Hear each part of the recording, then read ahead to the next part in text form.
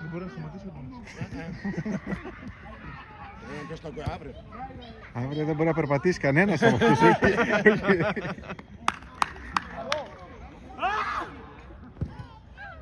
Θα κατέβουν για καφέ όλοι αύριο και θα είναι... Ο Πετράς δεν θα κουνιέται, δεν θα βγει από μέσα από το τέτοιο. Θα έχει καρέκλα με ρόδος από κάτω. Για πες μας τίποτα. Πόσο είναι το σκορ, 4-1 για μας. 4. Αποφασίστε ρε μαλάκες, πόσο είναι.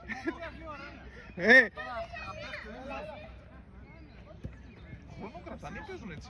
Στα γκολ παίζουν, ρε. Δεν μπορώ να παίξω μέχρι μεθαύριο.